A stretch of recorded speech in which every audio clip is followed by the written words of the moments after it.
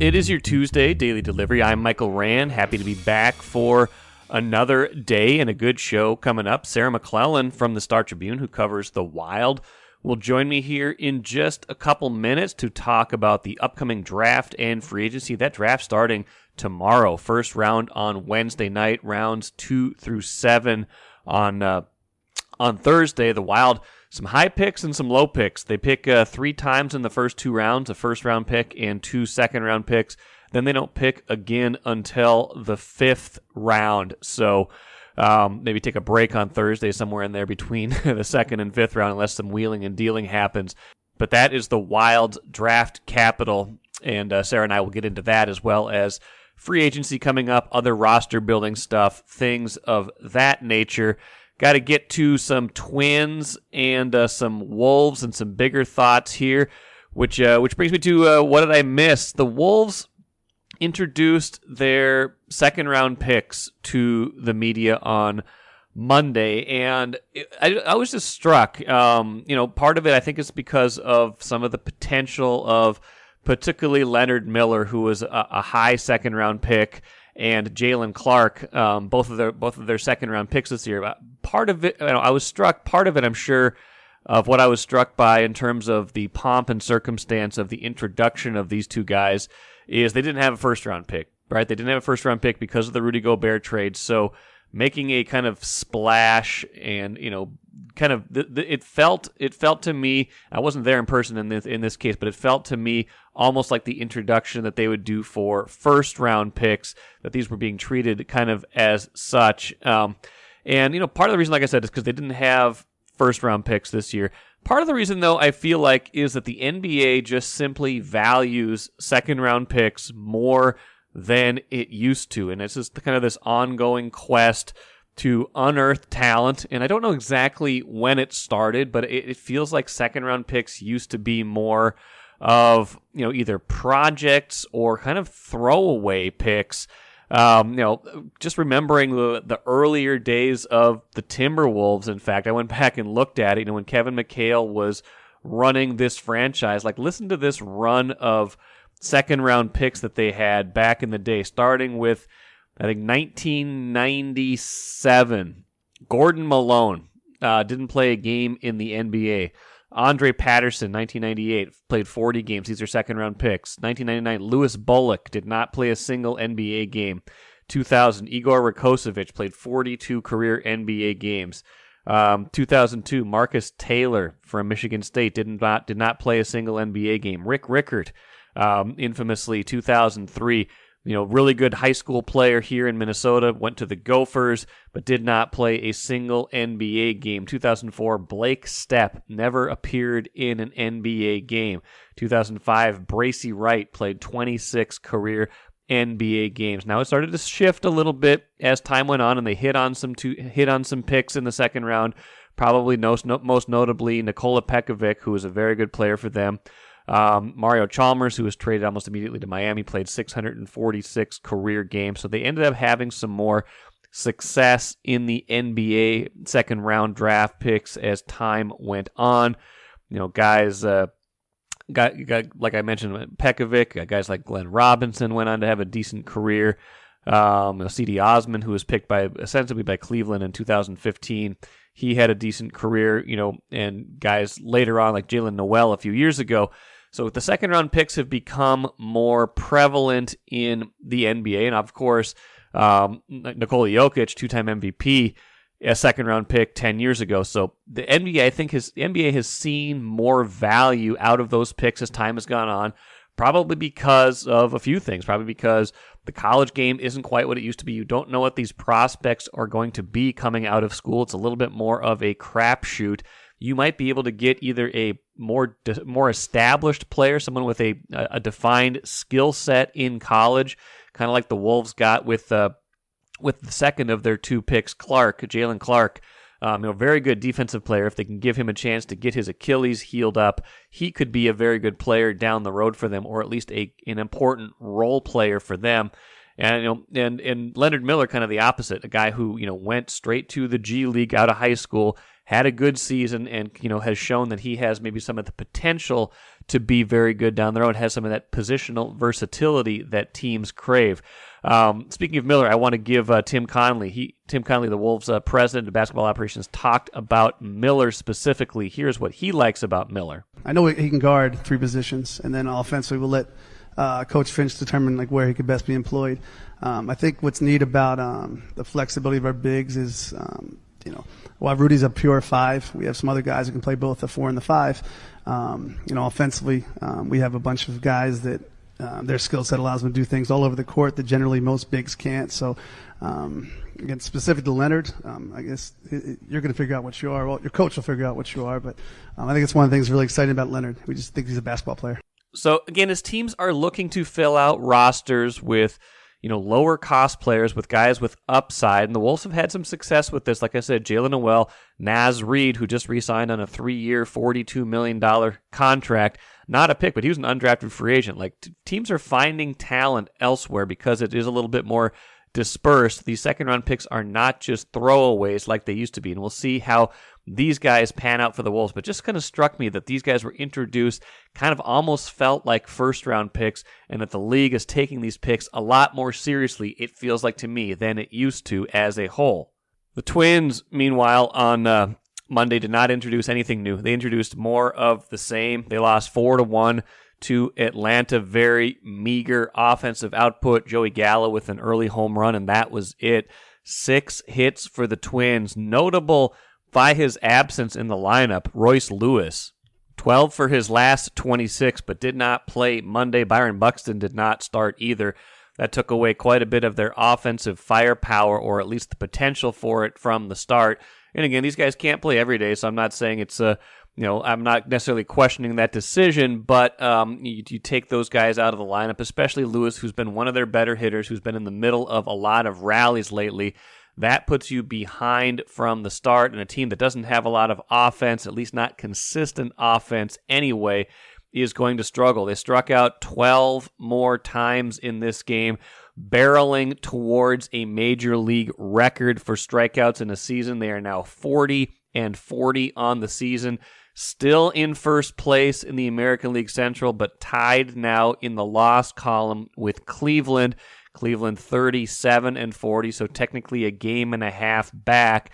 And in this division, I don't know if you want to be back in the loss column or the win column. I don't know which one's more likely. Usually, it's a good thing for the trail team to be caught up in the loss column. But in this case, I think you'd rather bank some wins. But just sensing this kind of malaise with this team, and I expressed this to Royce, I think, the other day. We just don't know. I don't know if they've got another gear. I think we keep expecting and waiting to find out if this team is better than they've played so far this season, and their run differential would suggest they are.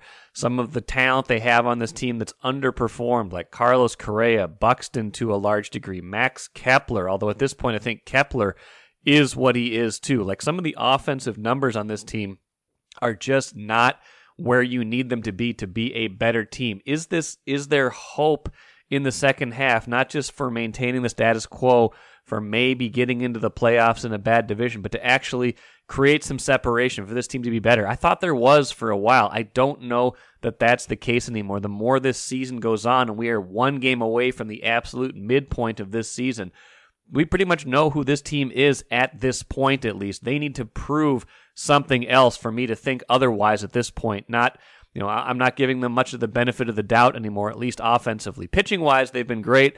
Sonny Gray had another good outing. They got roughed up a little bit in the 7th inning, and Emilio Pagan did not help, giving up a 2-run home run as I think a 1-1 game turned into a 4-1 game. But I think this team at this point just is what it is, and that's frustrating. That's frustrating to a lot of people right now, because I think you see perhaps the pieces to be better, but you also see how these pieces have not fit together so far this season. MGM Wine and Spirits is the choice for savings, service, and a great selection of spirits, premixed cocktails, wines, and of course, ice-cold beers and hard seltzers. With over 30 locations throughout the Twin Cities and beyond, there's an MGM near you. Head to MGMWineandSpirits.com to find a convenient location in your area. Get social. Follow MGM on Facebook and Instagram for all the latest news and trends. Make great moments with MGM Wine and Spirits, your locally owned and operated choice for over 50 years. Save time, save money. Shop MGM. Feels like a good time to talk Wild hockey. Sarah McLellan from the Star Tribune joins me to do just that. First round of the draft is Wednesday, rounds 2 through 7 the day after that. And then free agency, Sarah, my goodness, starts on Saturday. Could be a busy time, at least during the draft for the Wild. And I want to start there. Maybe we'll get into a little bit of free agency, although like you and I talked about before we even started recording, there's maybe not a ton they can do there, but still some decisions to make. But the draft is interesting just because it feels like they've done a good job in these last, 2-3 years of kind of building up their prospect pool, and some of those players already contributing now. But, organizational philosophy, specific players, like how do you think they're approaching, this draft with the picks they have and kind of the slots they're in, especially in the first round?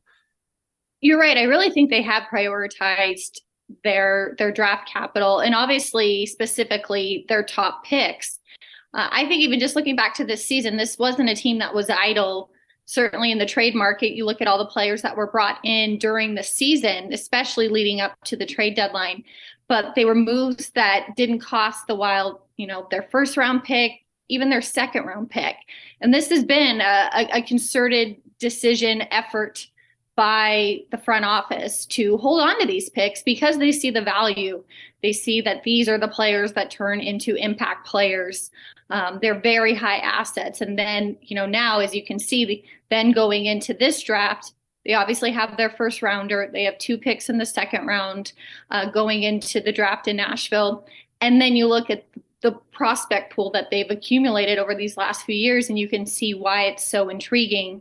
The last few years, they've had a pair of first rounders that they've been able to select and add to that group. So I think now you're kind of at the life cycle where you're starting to see, okay, what's the next step then for this class of prospects? It's been building, they've been fostering that. And now, some of those key names have just turned pro or turning pro.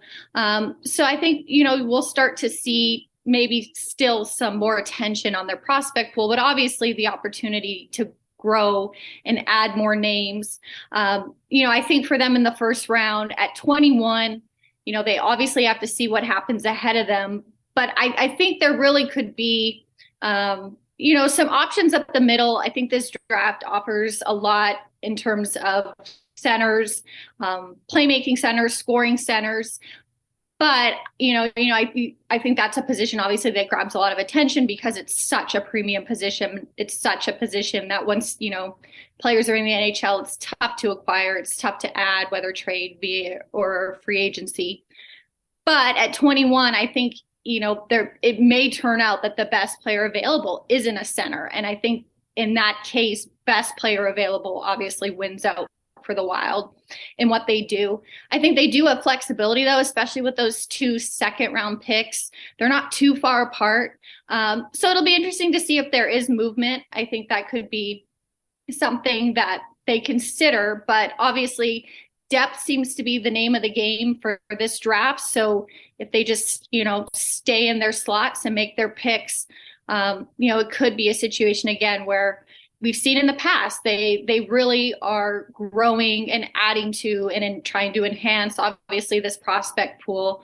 I think for them, they believe it's the philosophy of how an organization, grows and finds top end talent. But I think too, it's obviously very indicative of their finances, their books, the lack of salary cap space to maneuver, to bring in outside players, these players that are homegrown and drafted and developed players are becoming really key. And I think that kind of a spotlight or magnifying glass is only going to continue to showcase that where they're at in their development as an organization.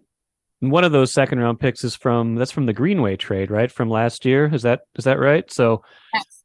Now that gives them flexibility in terms of who they might pick. I don't really know and it probably varies from year to year. It depends on what they like. I mean, is Bill Guerin the type of GM that would use that capital to perhaps try to move up in the draft, or try to leverage multiple picks to get up to a spot where he saw someone where he's like, this is a difference maker. I want this player. I don't want to wait till 21.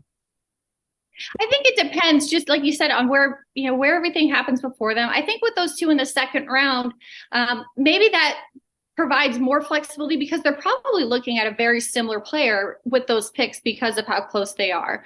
But it's I guess that's why the draft is so unpredictable. It's so tough to say, but I think what's clear with this draft class is the depth is there. So, maybe it's moving back. It's not always moving up. It's tough to say with the way that their draft board would look like versus other teams. Just looking at this first round class, potentially a lot of centers, like I said, someone like a Callum Ritchie could be there for them, an Otto Stenberg.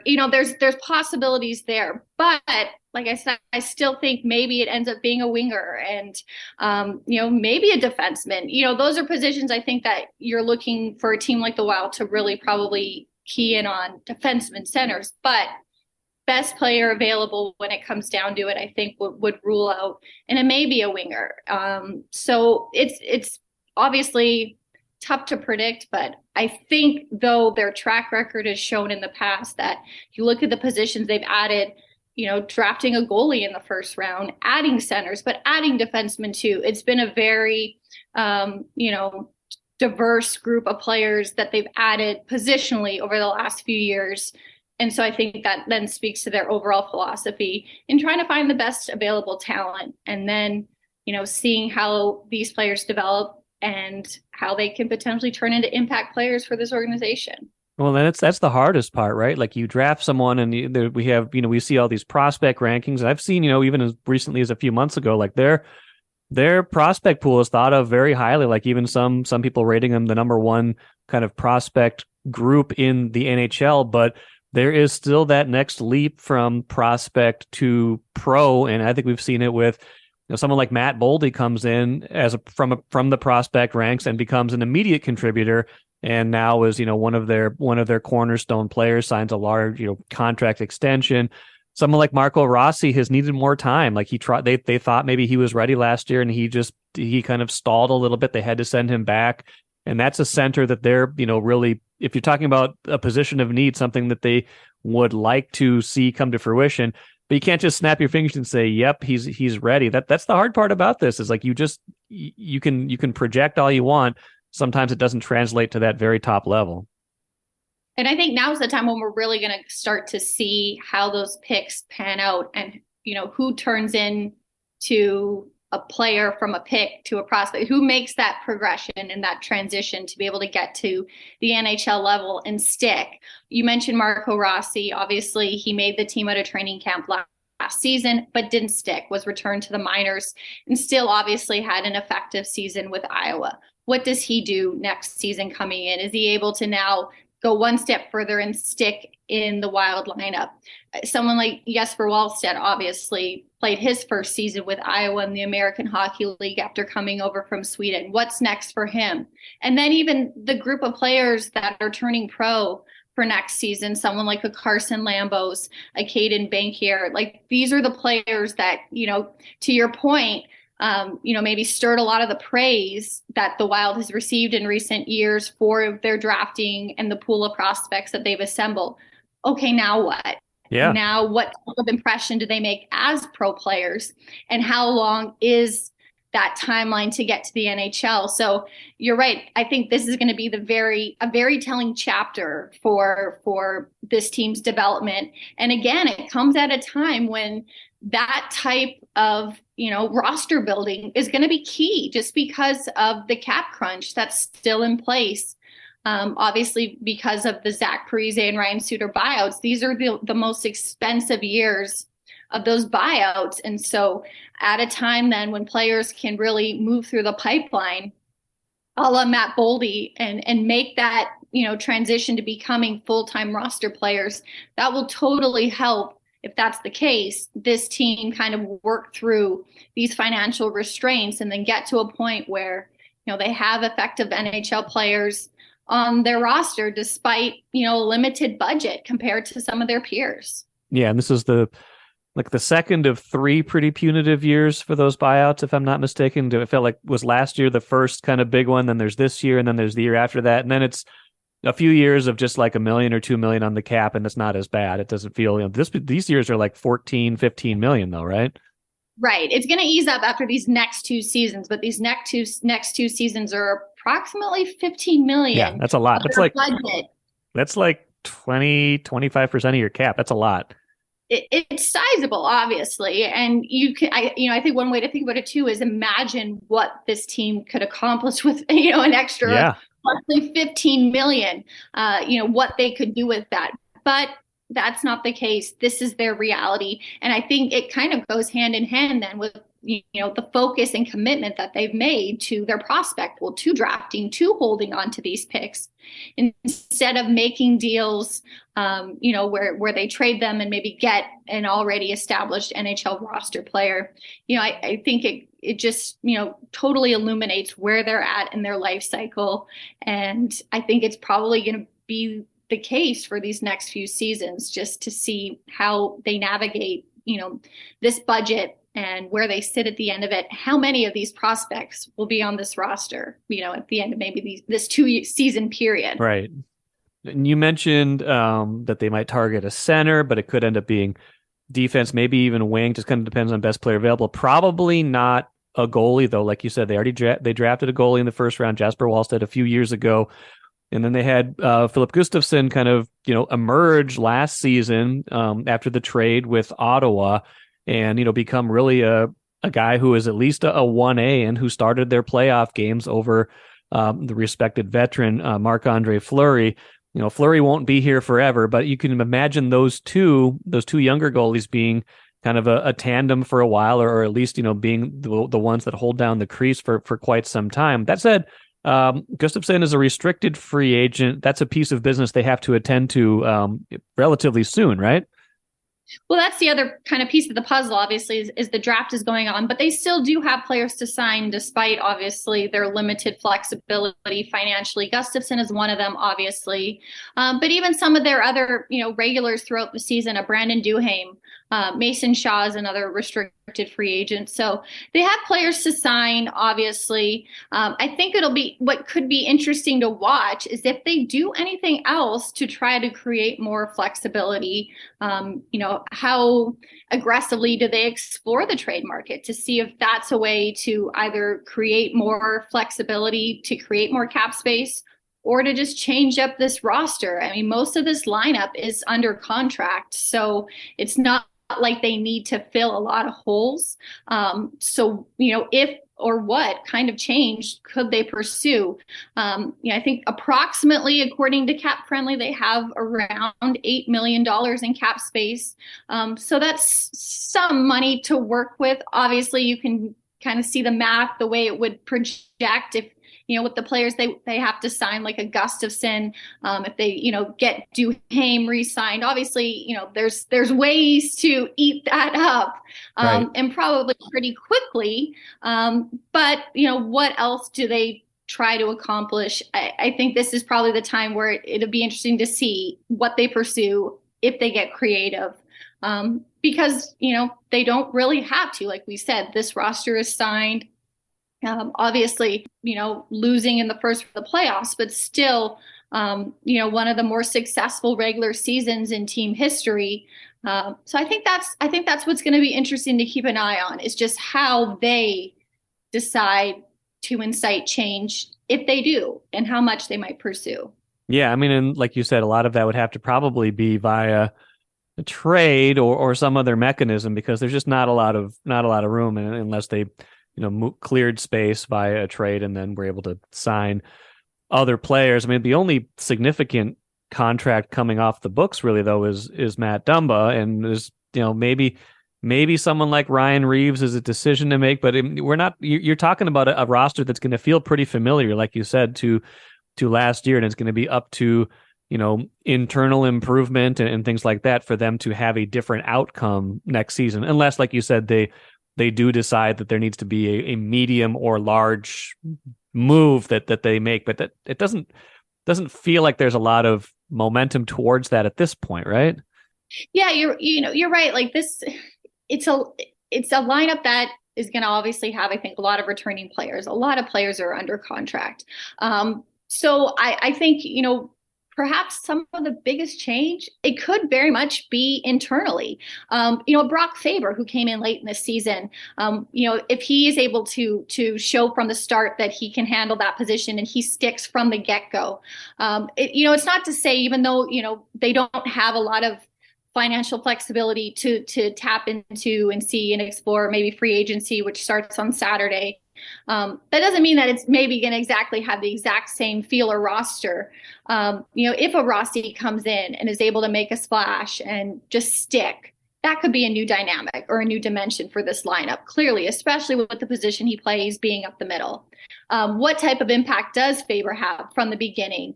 How much does that poise that he showed in the playoffs late in the season translate after a summer of training, into, a full 82 game type season?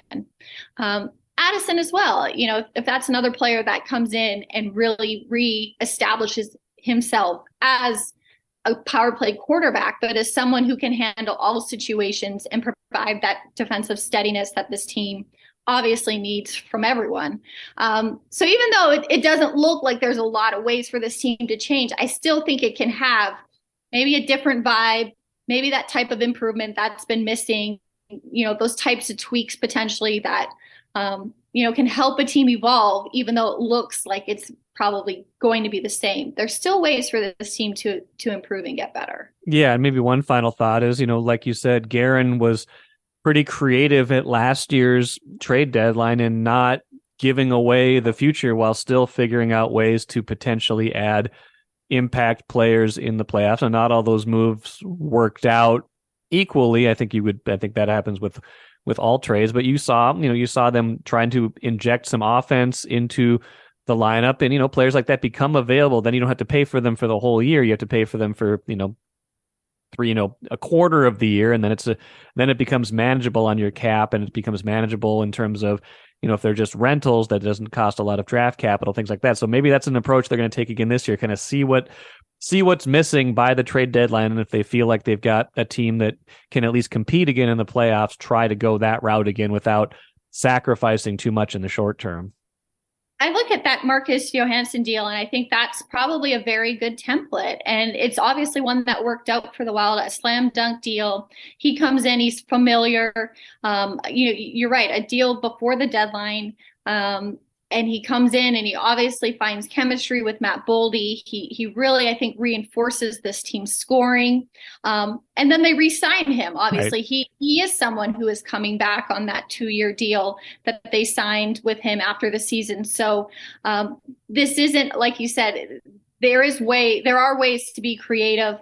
This is obviously a front office that's shown that it's been able to find ways to still evolve this roster and this lineup, despite obstacles that may look like they're in the way. So there's still time. The draft is on deck, obviously, free agency.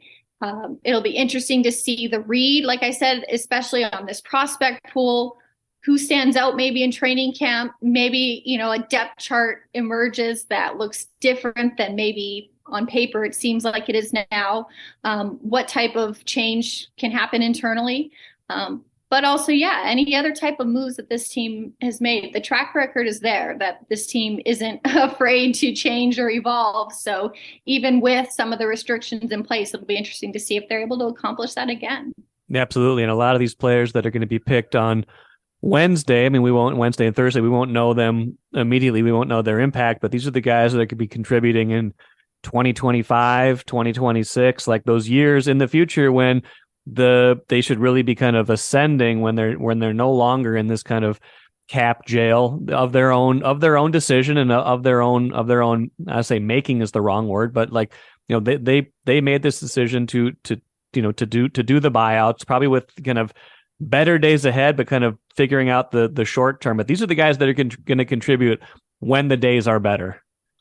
And these are the players, too, that, are the ones that get traded for, are the ones that command the big deals in free agency. So if you can get in as a team at the ground floor at the draft, I think that's obviously a very ideal model for a lot of teams, especially one like the Wild right now with where they're at in their life cycle as an organization. Absolutely. Well, Sarah will be covering the draft all week, and you should be covering, I'm sure, free agency when it starts Saturday as well, even if it's not much of a hot stove for the Wild. You never know. We'll see. But she'll have it all covered for you. Sarah, appreciate the time as always. We'll catch up again soon. Sounds good. Take care.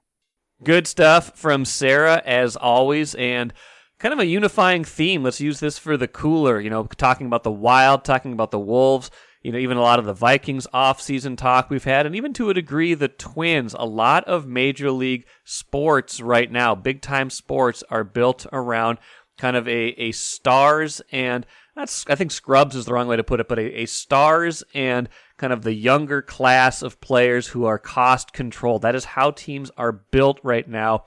The Wild kind of going through that to a large degree because of the buyouts to Parisi and Suter.